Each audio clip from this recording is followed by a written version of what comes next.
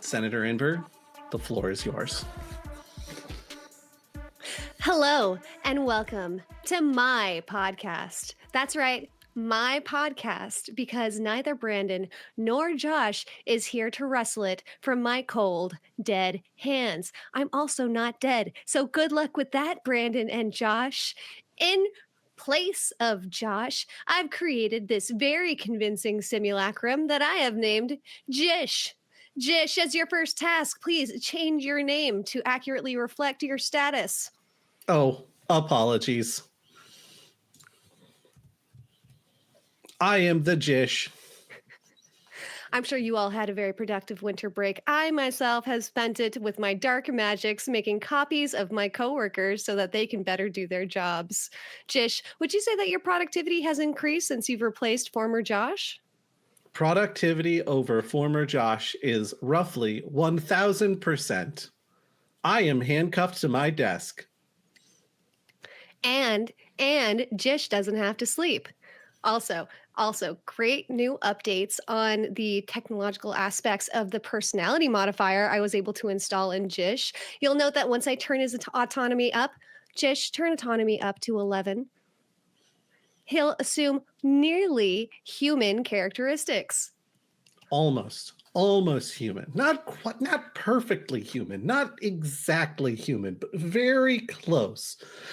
The real trouble there, I think, let's be honest, is that the guy that I'm based on is also not like 100% human.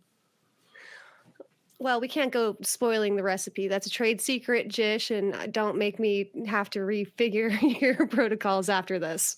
No, I don't. Not again. Come on. Inver. We'll have to conduct calibrations, which is a great segue for our topic of today, because Brandon isn't here, and that means that I can do whatever I want, which means that I'm not going to talk about TTRPGs all that much. No, I mean, if you want to talk about TTRPGs, you can go ahead and subscribe to our Patreon, where you'll find loads of content where we talk about TTRPG writing all the time. What is that Patreon link, Jish? It's patreon.com/goblins growlers. And I've heard you say we ate the and I love it. There ain't no and. But, all right. Veilguard's been out for a while. And I invested 100 hours into the game. I want to say that I completed it. There was definitely like a secret ending that I absolutely didn't unlock because there were a couple collectibles in the world that I absolutely didn't find. And I'm not going to lie to you, listener, viewer. I'm going to be honest with you. When I can't complete a game to 100%, it's not because I don't have the ability to. It's that I don't want to. Oh, I know that feel. There are some games where they're like, yeah, all you have to do is collect all of these things from these specific locations. And I'm like, I like this game. I don't know that I like this game that much. It definitely comes to a point of the game where you've progressed all the way to the end of the story and you're like, all right, well, now there's all these collectibles that I have to do. Hogwarts Legacy, I'm looking at you. And it's just, there's no story progression or character elements to it. It's just like, go to map, touch point. Did you collect object from point? Good job. Go to other point on map. It's like... Now do all of this for the next 12 hours. That said, I think RPGs are like my favorite type of game. Nearly every game in my top 10 would probably be an RPG. But then, like, considering the topic of RPGs, what isn't an RPG?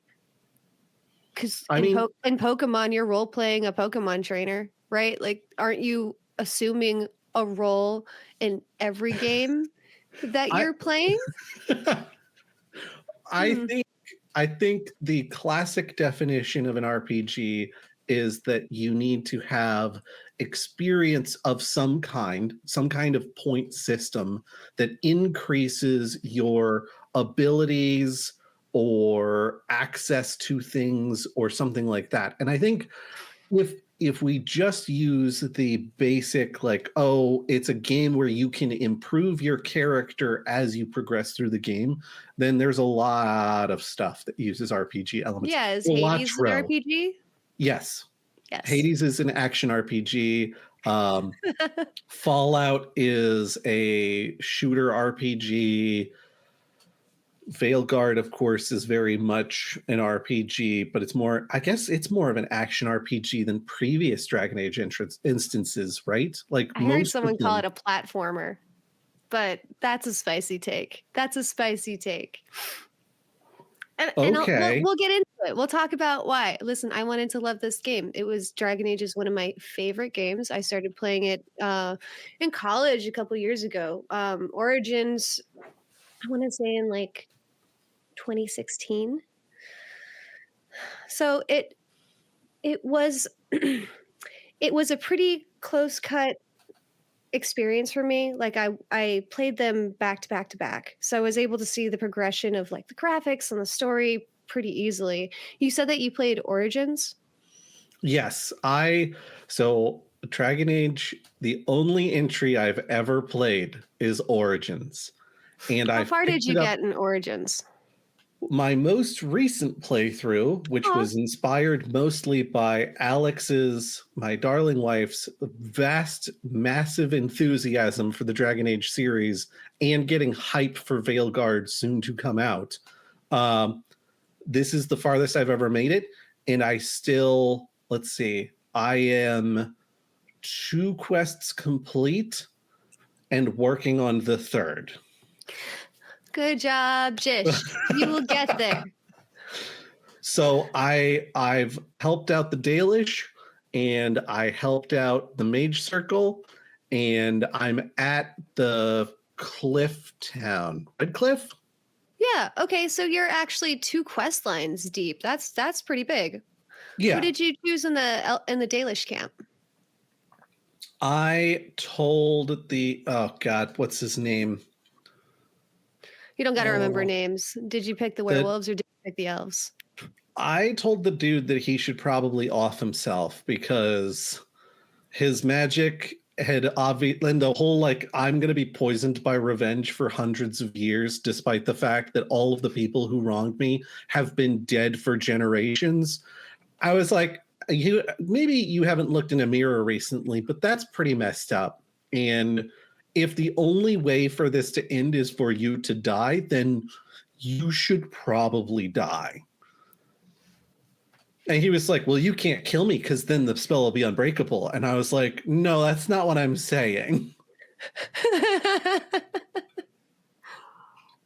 And I managed to successfully, Alex helped me very early and was like, hey, so whatever you spend points on is your business, except that you need to have the best speech abilities in the entire game so that you're never locked out of being able to say things you want to say in a moment.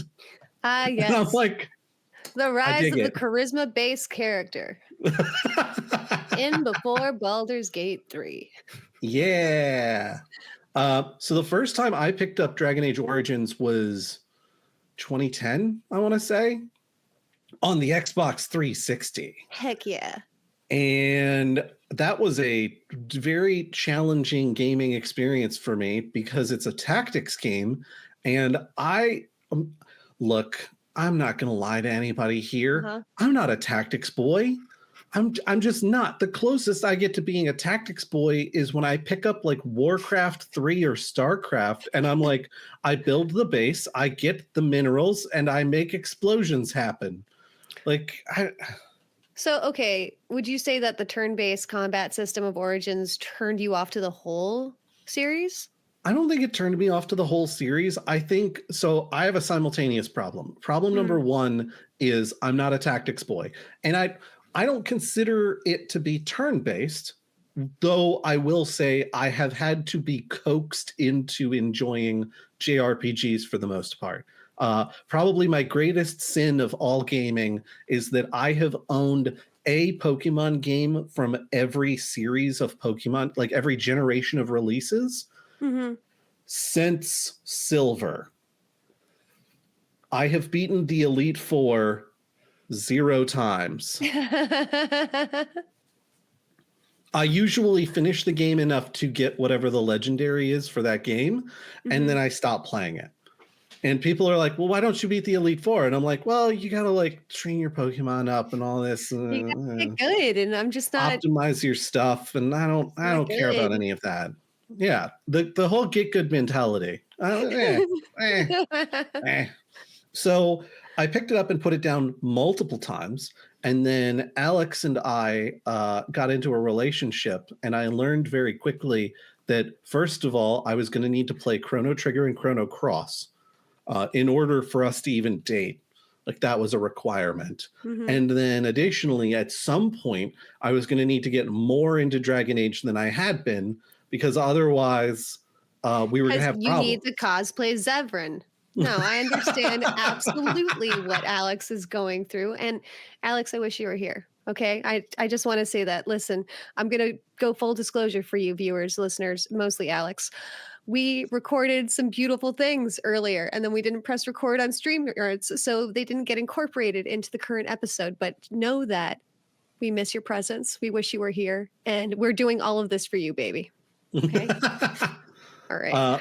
For the listeners who didn't get to experience the first partial recording we did, sans any video element, Alex was thinking about joining us tonight, but has had so much going on between the 2 stores she's operating right now that she came home and immediately fell asleep on the couch. So I was like, sweetheart, no. I did ask if she wanted to wake up enough, and she was like, I don't think I can do that tonight. I wish so sincerely I could be there, but I don't think I can do that. So I will, if there comes a point where Alex would have strong opinions about something, I will do my best to weigh in. And Inver, you have her tagged exactly correctly in that Zevran she's like, if Zevran was in every game, then Zevran would be the romance option I would choose in every game. Girl, I know. You don't gotta tell me. I know. Okay, so one of the things that broke my heart about Alex not being here and having to deal with Simulacrum Jish instead is that Jish has not had the opportunity to play Veilguard, and so we'll have no idea what I'm actually complaining about. So I am now faced with the impossible task of both explaining my frustration with context. I'll do my best. I have some idea what you'll be talking about. I was frequently in the room while Alex was playing Veilguard. I was just playing Helldivers 2 at the time. Okay. Thank you, Bitch. I appreciate you standing by your initial statement. When you played Origins the first time, what class did you pick? The same class I always first pick in any game where I am given the option to pick that class. Rogue. Yeah. Yeah, of course. Yeah. 0 questions. I learned lock picking as a real life skill. Of course I pick Rogue. I loved the Dragon Age Rogue too, because it was one of the few rogues that actually did the dagger combat satisfyingly, because you could wield both and they were huge. Oh, and you get in behind somebody and you get the like over the shoulder, like, I'm stabbing you in your spine. Like it's very satisfying. I think the only time I've had more fun playing a rogue in a game was World of Warcraft. I have to take your word for it because I've never played rogue in World of Warcraft, but yes. Rogue isn't the first thing I gravitate to. I mean, obviously. I was going to say there's not enough magic in most rogues for you to gravitate toward it as the first thing. No, I need all the magic in the game world, all of it. I need to be able to cast every spell, especially the banned ones. I was going to say my assumption was Warlock is the thing you tend to gravitate towards, but Necromancer is my first. Oh, okay. But I was thinking specifically like dark magic. Whoever's casting the nastiest, most tentacliest spells is who you're going to be rocking the hardest. Yeah, that tracks for sure. I like casters, obviously. Like, who doesn't want to consort with the dark forces and create unholy magic? Like, yeah. Yeah. So in Origins, I went full blood mage because, of course. I also broke some hearts along the way, including Liliana's. I'm sorry, rip Liliana. I have a hard time picturing Liliana being like blood magic. Totally chill. Yeah, there's some tasty choices with the initial Dragon Age games, and that's what got me hooked, because this was like the single closest experience at the time, right? 2016, 2010. This is the closest experience I found to D&D, like, or tabletop role-playing games, to take wizards out of it. And it was really refreshing to like be able to build a party and explore a quest line and have freedom of choice to manipulate the narrative to get real results that were based on your choice and the weight of it. And you've played Mass Effect, so you know like how these kind of choice points evolve and even the bigger ramifications that it has for game endings. And it was just something that I didn't see in the current iteration of Veilguard. So 100 hours into this hacking game, I tried my best to explore every option because I really wanted to see. I love looking into dialogue trees of games and seeing like all the other choices and what you could have chosen, how it impacts the characters' attitudes, how they manipulate the conversation to include not only the choice you made, but then like bring you back into focus, right? And if whether or not that was done seamlessly. I didn't like this game. There's a lot of good things about it. So we'll start with the good things. Because I play a caster, I'm always interested in the magic system. With Origins, they first introduced this like domain of entropy, which is their corollary for necromancy, and they had some really delicious types of spells, things that were like life draining or confusion days, like things that could manipulate the mental state and health state of the enemies. Over Dragon Age iterations, the magic systems have gotten increasingly simplified to kind of bring it back down to the core elements, you know, fire, ice, electricity, and then like some special flavors of magic. So we saw a couple of special flavors of magic get introduced into Veilguard to include necromancy, which was one of my favorite options, right? Like normally when I go into a game and necromancer is an option, that is the option I pick 100% of the time because of course. Yeah. When I say necromancer, share this excitement with me. What do you expect your character to be able to do as a necromancer? I mean, when I think necromancer, particularly like video game necromancer, I'm usually thinking Diablo 2 expansion pack. Yeah, And I so love like Diablo Necromancer for sure. we're ripping skeletons out of corpses that are laying on the ground and adding them to our army of the damned. We're casting life draining and like debilitating spells on our foes so that they can't even reach us. Maybe a We're little bit of vampiric life transfer action, definitely a, some corpse explosions. Yeah, I was about to say the corpse explosions are a big part. Like honestly, manipulating bodies in ways that if they were real bodies, you, a human being, would theoretically be like, oh God, oh no, what? Oh, that's so nasty. Oh, there's bits everywhere. What have you done? Like that's the sort of stuff I expect out of a necromancer in a video game. And obviously, like there's some variation. Like sometimes you're raising zombies instead of skeletons. Sometimes you're creating massive flesh golems. Right. Like you got options. That's what most video games would give you, except one of my major criticisms of Veilguard is that it simplified a lot of its content to the point it simplified its content for the purpose of making it palatable to the point that it became uninteresting.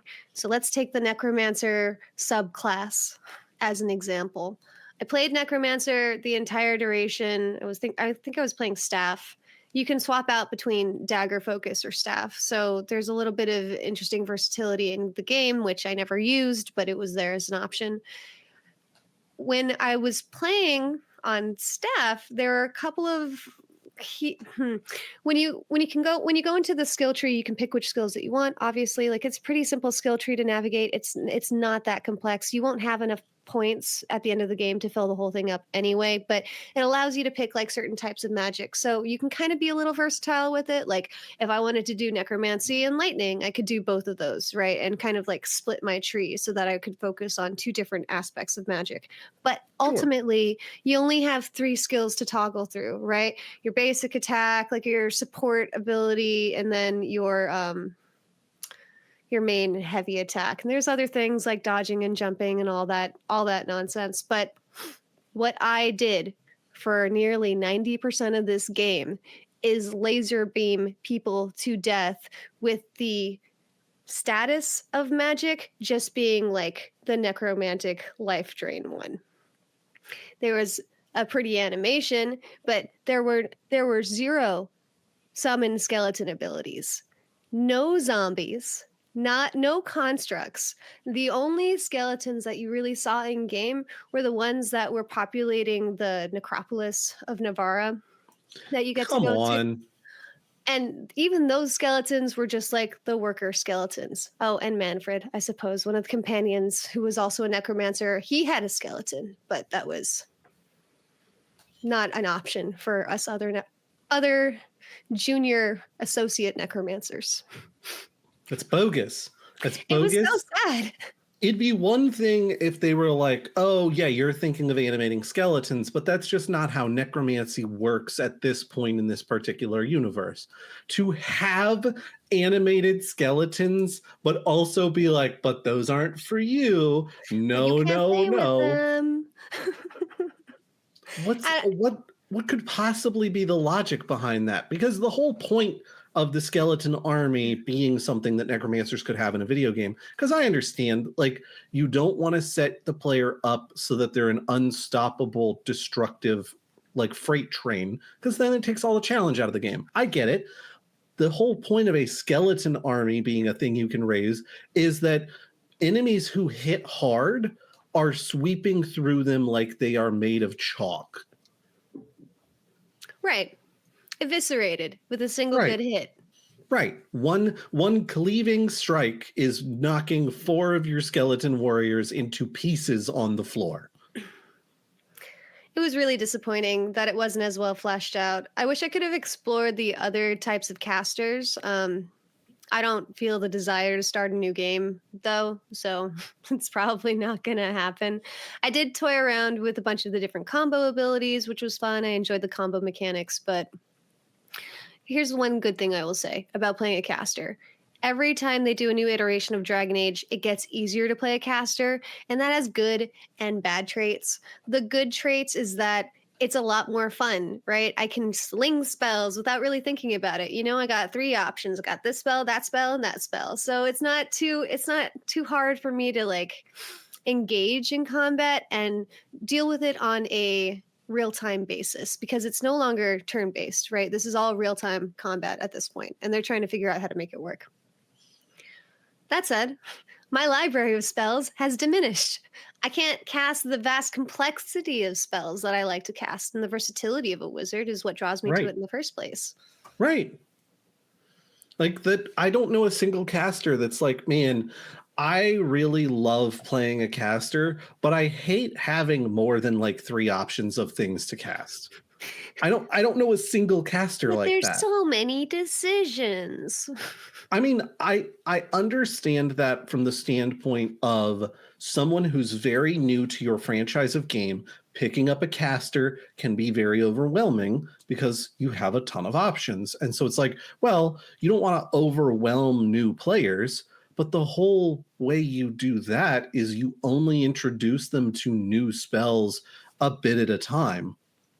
So you give them a spell, they learn how to use it and use it effectively, and then they level up once or twice more, and you give them another spell, and you kind of progress down a tree like this.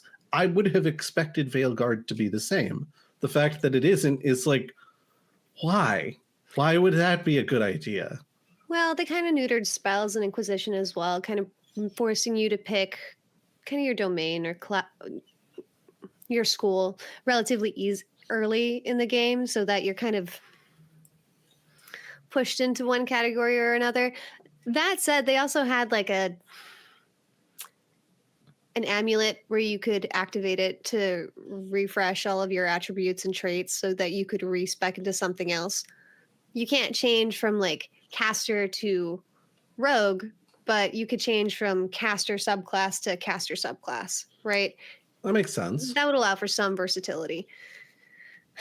Honestly, it comes down to, I think I have to give them a little bit of grace here, because when it comes down to doing real-time combat with a library of spells that's 12 or more deep, like you can't feasibly cram that all onto your UI. Then it starts looking like World of Warcraft, right? Where you have 50 different hotbars for your different utility spells. And not everyone, the casual average gamer, probably won't invest that level of dedication to set up their interface so that they can access it that seamlessly, nor would they even have the capability to on console with a controller. The counterpoint that I would argue is that Diablo has been on consoles since Diablo 2 successfully, and Diablo 2 runs a hotbar very similar to a World of Warcraft hotbar. Like you've got like 12 different key actions that you can do. And the way Diablo 2 did it on console was they had a radial wheel that you could program to have the different spells and abilities you wanted it to have on that radial wheel, very similar to Baldur's Gate. And frankly, if they did it so that it's live action, but when you open the radial wheel to select a spell, it kind of semi-pauses. Like I think that slow? A little bit, yeah. I think that would be acceptable. I have been playing Final Fantasy VII Remake and Intergrade. And the way that works is everything is real-time, full action. It's you versus the foe. And then when you go to send a command, either to one of your allies or as yourself, to be like, I want to use a special ability. I want to cast a spell. I want to do this. I want to do that. You get everything goes to like bullet time. And you're watching your character who's maybe like halfway through swinging his giant sword down on a foe. You're watching him at like 1/100th speed. He's continuing to do that action. Stuff is progressing as you are looking at this menu. Do not spend a long time looking at this menu. You will get shot. But you then can navigate into, I want to do this, I want to do this, I want to do this. I'm not saying that's a perfect fit for something like Dragon Age, but I think a radial wheel like Baldur's Gate did would absolutely work and work well. And casters don't want to be like, oh, well, it broke my immersion in the game to have a list of things that I could do. I don't know casters that are like, I really wanted the frenetic, high-speed combat action gameplay.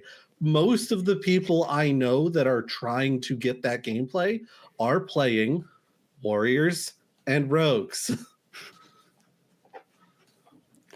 Ain't got time for no power wheel. I got stabbing to do. Get me in there. I'm going to stab him. The problem that I have right now with Dragon Age Origins is that I forget to use things that are on my bar because I'm like, get me in there. I got to stab this guy. You just Leroy Jenkins the whole game. I mean, that's how you gotta do it. A bit. And then my entire party dies and I get sad about it. And then I get annoyed because I'm like, that's the third time I've died to this room full of dogs. Surely they shouldn't be this hard, right? So I'm thinking for this next bit, Jish, I want you to pick which one I'm going to rant about. So it feels fresh. So it feels like I'm not leading it. You can pick from missing pieces or aggravating pieces. Oh, goodness. You know what? Let's talk about sandboxed experiences because I enjoyed As we talked about in our misbegotten early recording, I enjoyed in Mass Effect how open things were most of the time. Like you could go to various different planets and explore them and learn more about them and interact with NPCs and do a side quest or two. The exception being anytime you had to drive the stupid truck in Mass Effect 1, where it's like no one wanted to program a truck into this game. Someone told them they had to program a truck into this game.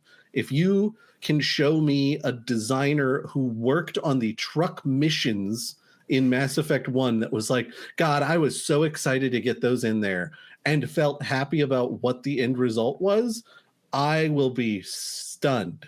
Absolutely flabbergasted, because the truck sections sucked and everyone knew they sucked. I loved off-roading. I don't know. Anytime I get a chance to break physics, it's like, word, let's do it. I was going to say the exception being the ridiculousness of turning on your booster jets and rolling your wheels forward and climbing mountains like you're a Skyrim horse. Skyrim horse certainly holds that golden hoof. That Skyrim horse and Roach from Witcher 3. Those are my prime examples of that behavior. Skyrim horse was more physically challenged. Physics challenged. Anyway, yeah, sandbox experiences. Sure, let's do that one. So you played Origins a little bit. You played Mass Effect a lot of bit. You've played games a lot of bit for almost your entire life. So Inquisition was made on the tail end of the MMO RPG phase. So back when everybody wanted to make an MMO, and that includes travel time and huge maps and actual functioning cities that you can walk around in. And it was a challenge for game developers to try and build that kind of complexity into their game. Now, obviously, MMOs have microtransactions, sometimes subscription fees. They're getting paid to maintain this world and to develop the world and to grow it so that it feels immersive. When you're creating a one-off game like this, you don't have that same incentive to build a massive, sprawling environment for the player to only play through once. Now, not saying that any Dragon Age fan has only played through a Dragon Age game once, because certainly for the last couple of games, they were my spreadsheet games. In that, I always ask myself this question. Is this game spreadsheet worthy? Are the choices so complex? Are they so interwoven that I'm going to need to make a spreadsheet for each one of my save files to track the choices that I made to ensure that I see every bit of this game? I've done it for Origins. I've done it for Inquisition. And I think I even did it for the game that happened in between the two of them, Dragon Age 2 with Anders. I did not feel that desire for this game. And here's why. The sandboxed environments, I boiled down to them cutting content. Basically, what you experience in Veilguard is a couple of maps, each dedicated to a companion. So you pick up Nev, right? Now you get to go to Minrathos and Tevinter. Some Tevinter context for you, Jish, because I know that I'm saying names and I can't expect you to know what they are. I've heard the word Tevinter Imperium, and that's about what I know. Okay, cool. It's a mageocracy. It's run by mages, right? Very Anyone who's cool. not a mage is subhuman. They can't do magic, and so they don't really have utility in the mageocracy, which favors people with magical ability. So it's super gritty. It's a little dark because they have some questionable morals with how they treat human life when it's not tied to magic. And it's very much that high fantasy, like floating city in the sky. Right? Kingdom of Zeal, Magneto's Utopia, these sorts of things. Right. Okay. So we've never gotten to see Tevinter proper within the games. We were introduced to characters from Tevinter, and we learned about the lore through other companions, specifically Dorian from Inquisition. And there was always the Venatori that you experienced as bad guys who were frequently slavers and magic abusers, blood mages, shock. And other people who don't like autonomy of others. So it was going to be a really refreshing and cathartic experience to be able to see this world and so many others for the first time in Veilguard. However, the only map you get to go through in Minrathos, they're not the sprawling mage towers floating in the sky. It's not even the halls of the Mage King or like the slavers' headquarters. It's only Docktown, which is this little sliver of dock and an impoverished portion of the town that has no ability to actually interact with the hierarchy itself.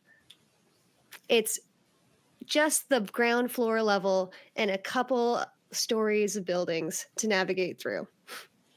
So basically, it would be like all of the buildup in The Wizard of Oz about, the Golden City and the yellow brick road that leads you there. And you take the yellow brick road and then you stop at like this little burg outside of the town. And you're like, and this is all we'll see. It was unfortunate because we were spoiled with the other maps of yore. They had cool features like the ability to unlock other areas as you played through the game. And to their credit, they did do a little bit of this, hiding things behind special abilities that your companions have to discourage you from exploring the whole thing in one go, right? And it still never progressed past that one map, though. There was only one map per companion, and all of the quests were piled into that map. So you had to do a companion quest for them. You went back to that one map. You had to explore more things in the city, back to that one map. And it was unsatisfying because as much as there was to do, and there was a lot of quests to do, it still felt like I was being prevented from exploring more of the world itself. Yeah. In Origins and in Inquisition, I believe, I'm not sure if Origins has this. In Inquisition, there's this ability to go to a war table and look over an entire world map. It's kind of how the player can influence the world state. And it's an interesting concept because it avoids the need for additional maps. Because again, giving grace to game devs, it's difficult to make a functional map and make it engaging and have it be worthy of being played more than once. In Origins, you have a map of Ferelden, and it's got like prime locations that you are headed to that are like pinpoints on the map. And then when you go, okay, I want to go from here to there, and you click, it shows you this like red trail that you walk as you're headed across the map. It feels very Indiana Jones as far as like showing you where you're traveling. And sometimes as you're traveling along that road, you'll get a interaction on the road that interrupts your travel. And so like you might meet new characters or get into an ambush fight or random events.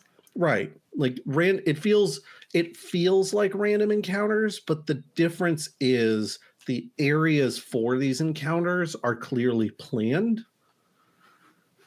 Like it's built for that specific encounter. So it's in that way, it feels a little bit more like TTRPGs. They're random encounters, but they're sequenced in a way where it's following your story or it's pushing the narrative forward. Yeah. It feels like a TTRPG where the GM is like, okay, I've got this bandit encounter that happens in this kind of like rocky area. Well, they're not in the mountains, but there could be rocks alongside the road as they're traveling through this forest. Let's do this. This is generic enough to fit in 2 biomes. Yeah, it's fine. Who's going to stop me? It was such a shame because there was this 2019 art book that came out, which indicated that there was a bunch of other worlds that they were going to develop more fully. And I think that this was probably a choice to cut content for the sake of releasing the game or ensuring that they had a full playable experience. And I understand. No aggression necessary. I just wish that there was more to explore because I'm so fixated by the lore of this game that I wanted to see it. That said, okay, that's it. One big step back, listener, viewer, Jish. Ultimately, I'm going to recommend this game because ultimately, I think if you've never played Dragon Age, you'll still find it to be a somewhat enjoyable experience. However, if you have played Dragon Age before, I would say I would say maybe don't. Maybe don't. Maybe don't have your heart broken like that. Maybe this one's okay to skip out on, and maybe don't do Mass Effect either. Okay, we'll get back to the show. So the thing I have heard Alex repeat almost ad nauseum about Veilguard is I think it was a great game and a terrible Dragon Age. And it's like, that hurts because y'all waited for 10 years for this to come out. It's kind of the reason why I'm not excited about any sequels anymore, especially ones that have gone over 5 years of development. Like normally it would take a game about 7 years to get developed. But so that after that cutoff point, that's when I start getting trepidatious because what happens in 10 years? People move, have babies, get ill, leave the country, join the mob. Like there are so many life choices that happen in 10 years that the original development team almost certainly isn't there anymore. Sometimes they get bored and they want to move on to other projects. Maybe the lead writer isn't there. Maybe they got fired before the game was launched. Like there's a lot. I was going to say, I think the number one thing that made me trepidatious about everything out of BioWare after Mass Effect 3, which, by the way, I played Mass Effect 3 before the patch for the ending. So that was the heartbreak I experienced with this franchise. But everything that's come out after Mass Effect 3, I've had massive, massive doubts about because EA owns them now. And EA is the worst gaming company in the sphere of gaming, so far as I am concerned. They are only interested in drilling out as many sequels to a franchise as possible, as quickly as possible, with as little variation as necessary, so that they can make the AAA titles sell for big money. And it worked for them for decades with titles like Madden NFL, and people were buying them constantly and playing them constantly. It does not work with a series like Dragon Age. So when BioWare got bought by EA, I was like, I don't trust anything that comes out of that studio anymore because the studio isn't going to let them do their thing. The studio is going to demand that they do, or the publisher is going to demand that they do things a certain way. And EA, like Ubisoft, runs franchises into the ground. When did EA buy BioWare? Right after Mass Effect 3. Andromeda was half finished under EA's watchful eyes. And when it came out and the reviews were garbage, I was like, this fits with my preconceived notions of what would happen to this studio under this publisher. Okay, so they bought it in 2007. Inquisition was released in 2014, and there was already criticism about that game for neutering choice.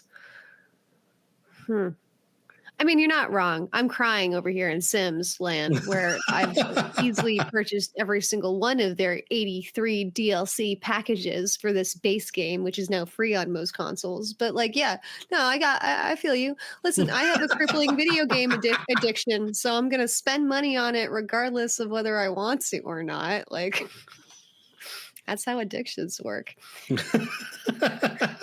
including 100 hours on a game I didn't even like that much. Let's get back to my complaints because I just need a vent at this point. Okay. Jish, toggle listening mode. Listening activated. Okay, team, I'm going to fly through these and then I'm going to have Jish pick at random which one most interests him. All right, here are the missing pieces. There were no Chantry, there were no Templars. This is like 50% of the past game's lore. What happened to it? The consequences of choice. There was none. I can make any choice I want so long as it's the one that the writers want me to make is effectively what I have to say on that one. The thrill of combat. We touched on this earlier. It wasn't there. Like not only is the action economy grossly simplified, it is fun with the fluidity and the animations and the way that they've paced it. But all of the enemies are completely predictable with the same combos and repeat the enemies throughout the entirety of the game. You have maybe 4 different enemies that you face throughout it, with the biggest boss being dragons of which have a pretty easy combo and cycle to identify and break.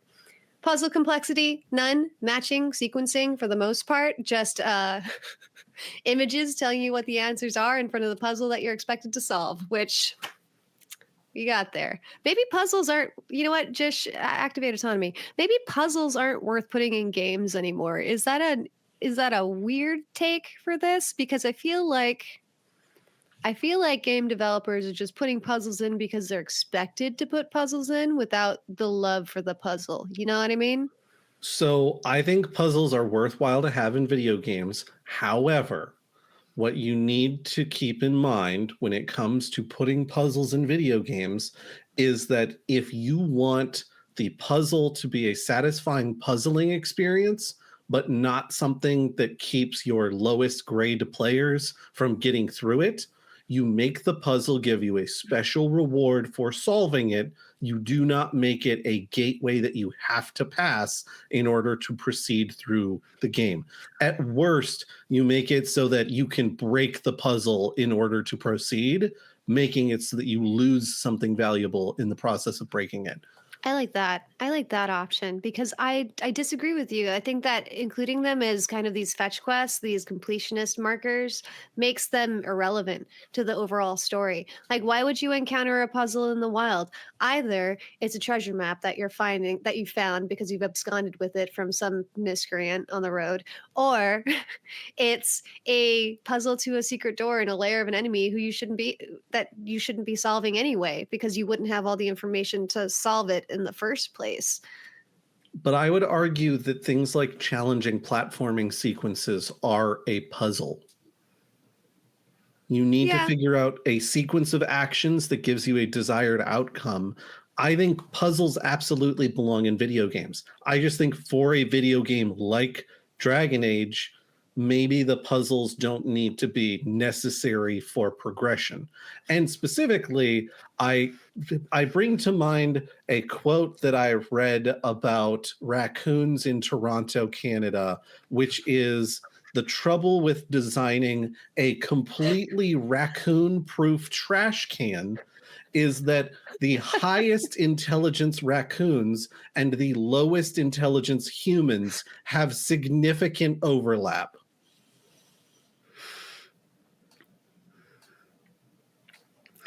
We experience this too, as writers, as DMs, as all the listening and viewing DMs might attest to.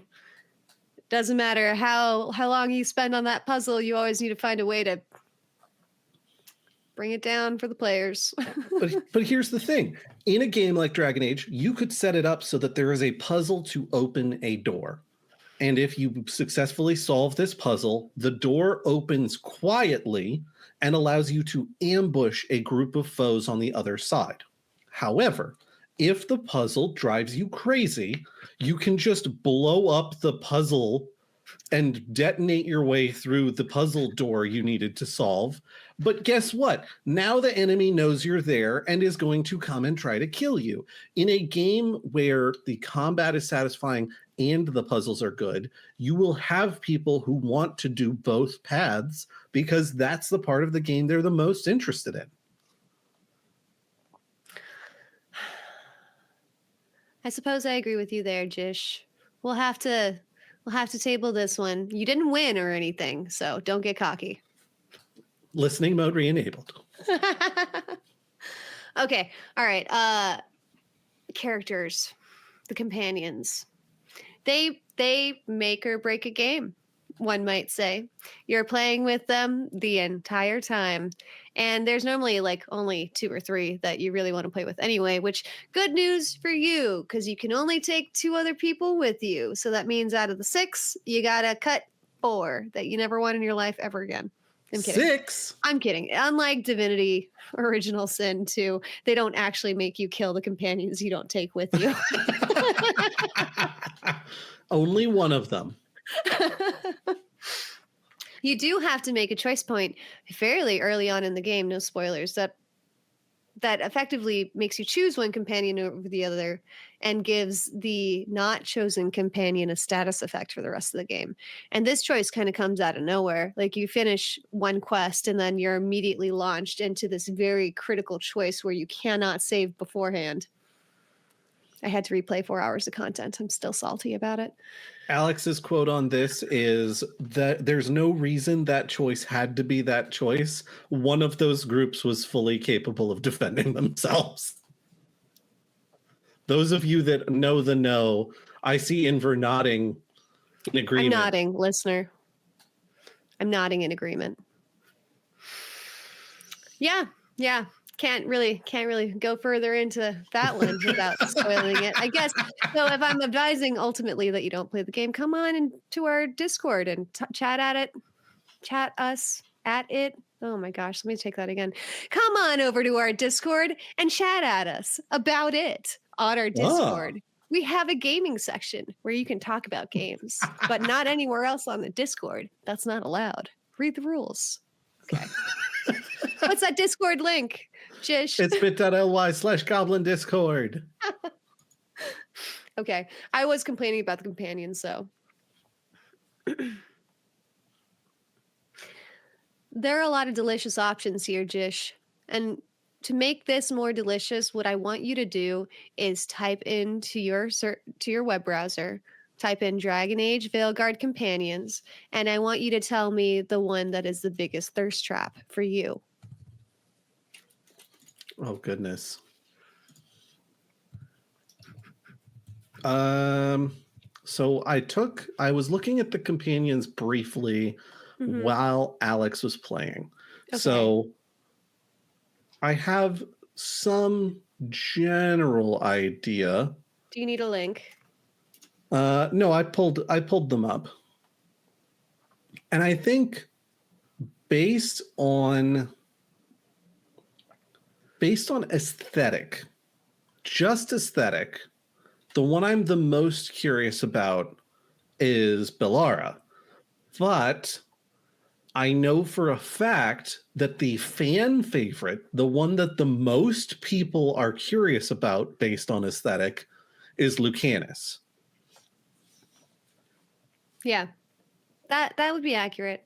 I'd say most women that played Veilguard were going for Lucanus almost immediately.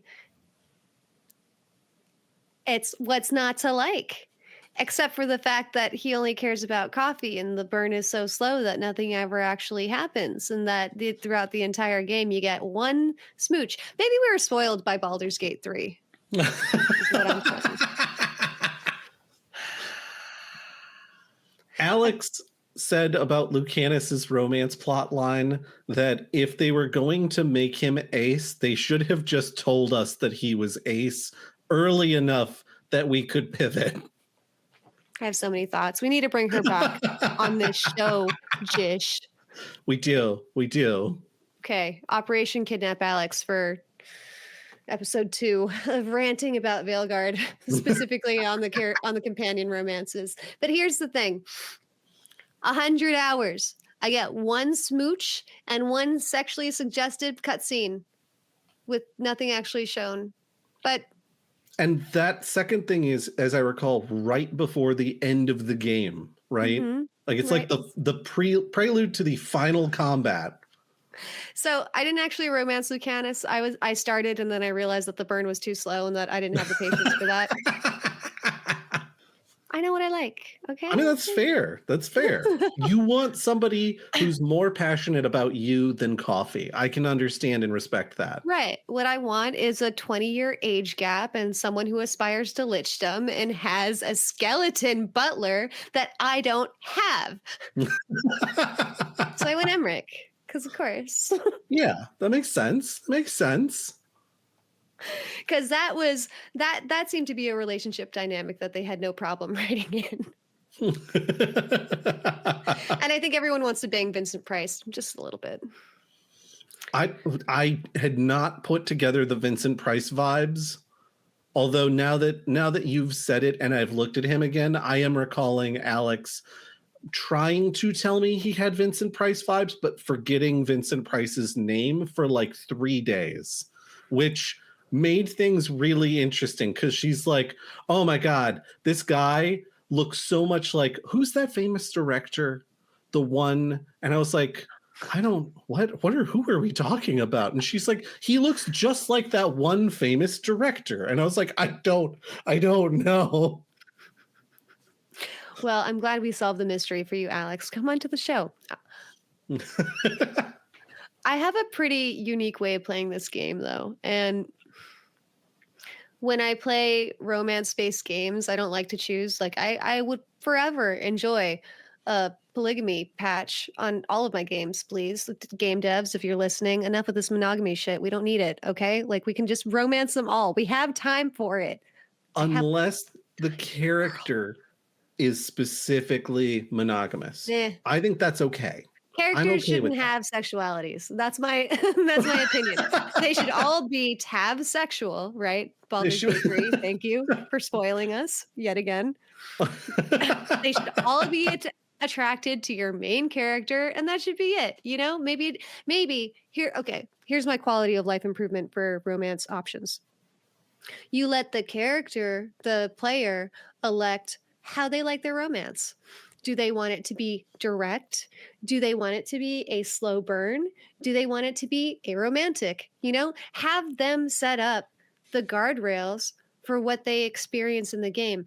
I don't think it would be that big of a choice. You're asking for one more toggleable option when you're creating your character. And I think people would like the ability to choose how hard people come on to them. Because that was the whole issue with Gale from Baldur's Gate 3, which spoiled us. My understanding is that Gale was glitched for a long time and was not supposed to be nearly that aggressive. What I will say is I like your idea, except it then recommends who you should pursue romances with. Like it, as you meet the character, it puts like a little heart over their head or something. Because otherwise, you're talking about 5 times as much writing.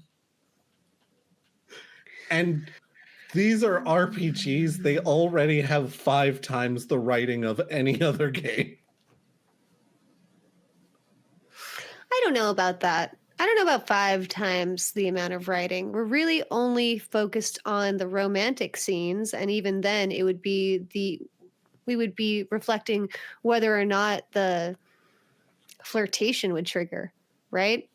Yeah, but we're not paying the voice actors who are recording all these lines. Okay, Jish, you know what? This is why we don't have nice things. Go back Because we have to pay voice actors? That's a shocking stance for you to take in. That's not what I'm saying at all. Jish, your confrontational matrix is out of line. Oh no, I could feel the reconfiguration coming already.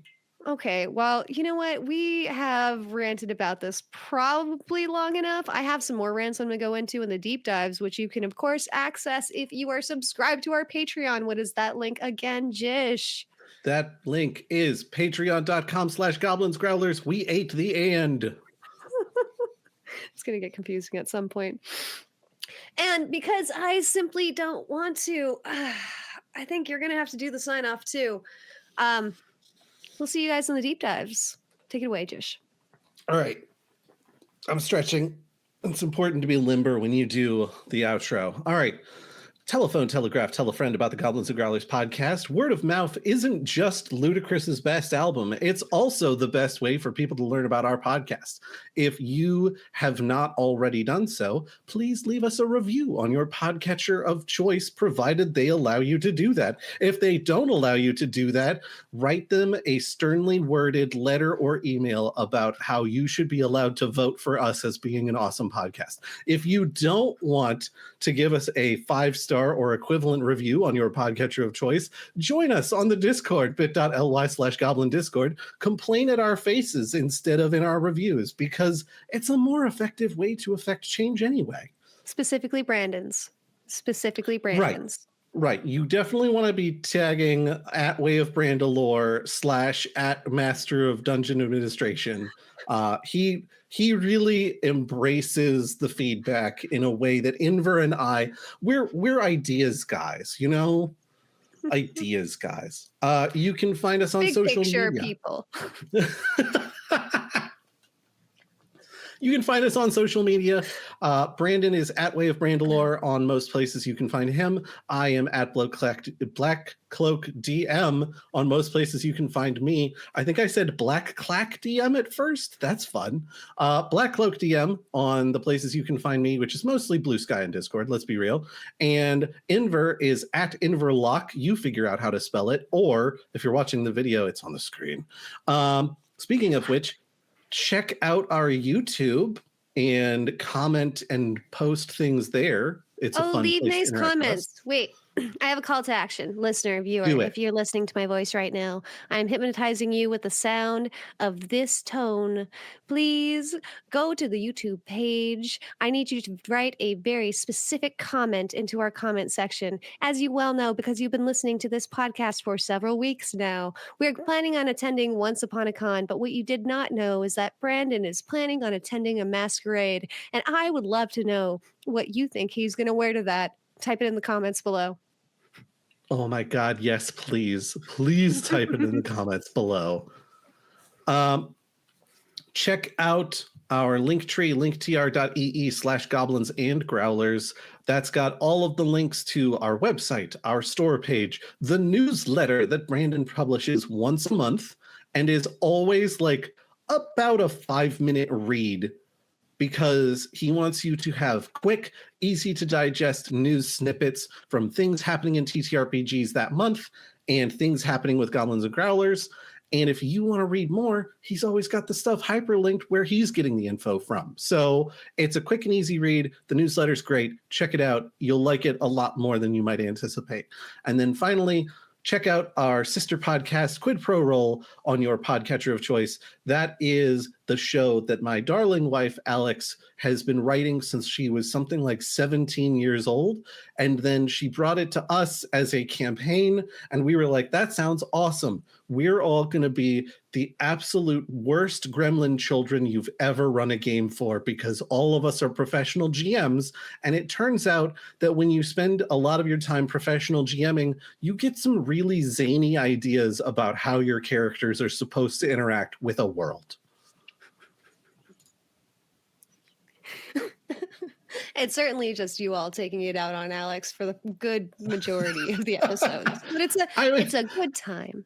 It's a great world that she has lovingly and beautifully crafted, and we do things like dress up in rat costumes and set fire to manors. I don't know, like, I feel like it's a fairly traditional experience for GMs, but also we ourselves are professional GMs, so the chaos is more chaotic somehow. Well, thank you everyone once again for listening to my podcast. Jish, it was so good to have you on, and I hope that you can come back on again, maybe after we fine-tune your mouthiness attributes so that you don't talk back to me anymore. What after that, can we release me from my handcuffs on the desk? We'll reevaluate in 6 months. Goodbye, listener. Bye, y'all.